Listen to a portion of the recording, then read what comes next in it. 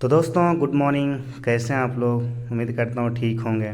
तो दोस्तों आज जो है नया टॉपिक लेके चल रहा हूँ। ये जो है टॉपिक का नाम है प्रतिस्थापन विधि, जो कि क्लास टेंस का बहुत इम्पोर्टेंट है। क्लास 10 में जो है आपका मुख्य 3 विधियाँ जो है बहुत इम्पोर्टेंट है, और एक ग्राफीय विधि होती है जो कि दूसरे सब्जेक्ट में हम बताएंगे। तो देखो, ये जो है प्रतिस्थापन विधि है जिनमें से, तो ये बहुत इम्पोर्टेंट है। इनको ध्यान से पढ़िए दोस्तों कि कैसे बनता है कैसे नहीं बनता, इनके बारे में, ठीक है। तो दोस्तों स्टार्ट करते हैं। ये 2 समीकरण मेरा दिया हुआ है, ठीक है। प्रतिस्थापन विधि में 2 समीकरण दिया हुआ है। अब हमको सबसे पहले क्या करना है, इसमें बनाने का नियम यही है कि समीकरण, ठीक है, समीकरण क्या करोगे, समीकरण, ठीक है, समीकरण 1 जो है 1 लिख दीजिएगा, इसी से चलिएगा समीकरण 1 से।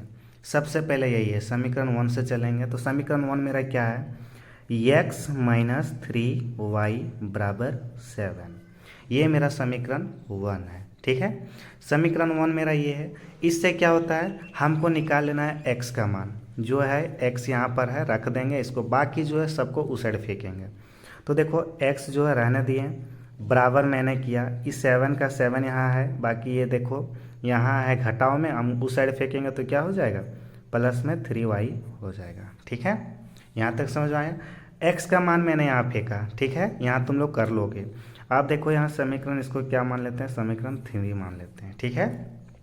अब दोस्तों क्या करना है, समीकरण समीकरण ये जो है 3 को, ठीक है, समीकरण 3 को समीकरण 2 में रख देते हैं, ठीक है। किस में रख देते हैं, समीकरण 2 में रखने पर, ठीक है, समीकरण 2 में रखने पर। तो मेरा समीकरण 2 कौन सा है, देखो यहाँ है 3x माइनस 3y बराबर 15, है कि नहीं। तो लिखते हैं 3x माइनस 3y बराबर 15। ये मैंने लिख दिया समीकरण 2 को। अब जो है मेरा x का मान जो आया है समीकरण 2 में रख देते हैं। तो देखो ये 3 का 3 रहने दो, बाकी इसके साथ गुना होता है, और x का मान मेरा क्या है 7 प्लस 3y। इनको हम यहाँ रख देते हैं, पुट कर देते हैं, ठीक है। तो पुट करते हैं 7 प्लस 3y, ठीक है। बाकी ये जो है माइनस 3y को यहाँ रहने दीजिएगा, बराबर 15 को यहाँ रख दीजिएगा, ठीक है। अब यहाँ से हम लोग को सॉल्यूशन होता है, क्या सॉल्यूशन होता है सो देखना, ठीक है। यहाँ गुना में है तो दोस्तों इसको दोनों से गुना करना, 3 को दोनों से, तो 7 दिया क्या होता है 21 होता है कि नहीं। बाकी प्लस, यहाँ भी प्लस, तो प्लस मैंने दिया। 3 को 3 से गुना करेंगे तो 9 हो जाएगा y। बाकी ये पहले से 3 यहाँ y बचा हुआ है ना। अब यहाँ क्या है, 15 को 15 लिख देना है, ठीक है बाबू, यहाँ तक समझ में आया। आप क्या करोगे, देखो यहाँ एक चर दोनों सेम चर है, लेकिन ये ऋणात्मक में और ये धनात्मक में, मतलब ये जोड़ में और ये घटाव में। तो जोड़ और घटाव रहता है तो उसमें घटता है, कोई दिक्कत नहीं। तो देखो क्या करोगे, घटाओगे, 21 का रहने दो, बाकी 9 में 3 गया तो क्या बचेगा प्लस में, काहे कि 9 बड़ा है, तो प्लस में बचेगा 6y और बराबर 15 का 15, ठीक है। अब यहाँ y का मान निकालोगे तो 6y बराबर 15 का 15, और इसको हम इस साइड फेंकेंगे तो माइनस 21 है ना। तो 6y बराबर यहाँ बचेगा क्या, -6, काहे कि बड़ा ये है इसलिए माइनस में दिया। y बराबर क्या आया दोस्तों, -6/6। इसको काटेंगे तो 1 - 1 आया, ठीक है।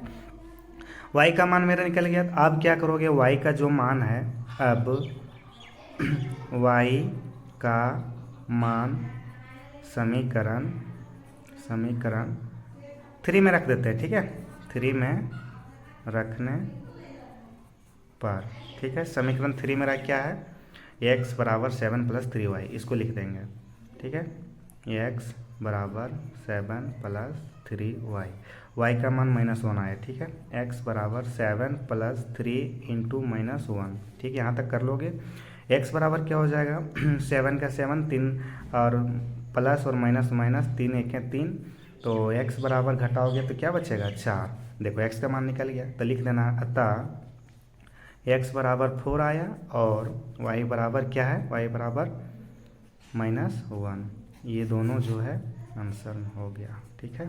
इसमें भी कोई कुछ नहीं था, सिर्फ सिंपल था, प्रतिस्थापन विधि, 2 समीकरण दिया रहेगा। समीकरण 1 से चलते हैं, सबसे पहले समीकरण 1 को लेते हैं, ठीक है। 2 से भी चलना कोई दिक्कत नहीं, लेकिन समीकरण 1 से चलें। उसके बाद x का जो है मान निकाल के समीकरण 3 को मान लिया, ठीक है। समीकरण 3 को मानने पर समीकरण जो है 3 है, उसमें समीकरण किस में रखने पर, समीकरण 2 को रखने पर। जैसे ही समीकरण मेरा 3 है, समीकरण 2 में रख दिए, ठीक है, मतलब x का मान। तो x का मान यहाँ क्या आया था, 7 + 3y, तो 7 + 3y मैंने यहाँ रख दिया। उसके बाद दोनों के साथ में गुना किए, गुना करने के बाद में y का मान मेरा आ गया। उसके बाद अब क्या करोगे, y का जो मान है वो समीकरण 3 में रखने पर, जो कि मैं समीकरण 3 यहाँ निकाला था, किसी में रख दो, समीकरण 2, 1 किसी में भी रख दो, कोई दिक्कत नहीं, आ जाएगा आंसर। तो हम रख दिया 3 में, आसान पड़ा, 3 में आसान रखने पर मेरा ये आंसर आ गया। तो यही था आज का टॉपिक दोस्तों, प्रतिस्थापन विधि समाप्त हो चुकी है। और ऐसे जो है प्रतिस्थापन विधि का अनेक, जैसे अभी सॉल्यूशन हो गया, कोई क्वेश्चन में अटे बट्टे में आ जाता है, इसमें बट्टे में आ जाएगा तो उसमें लोग नहीं सॉल्व कर पाते, तो उनको भी बताएंगे। ये सिंपल था, तो देख सकते हैं दोस्तों। आज का जो टॉपिक था यही एंड होता है प्रतिस्थापन विधि, और नया टॉपिक लेके आता हूँ। तब तक के लिए जय हिंद, जय भारत।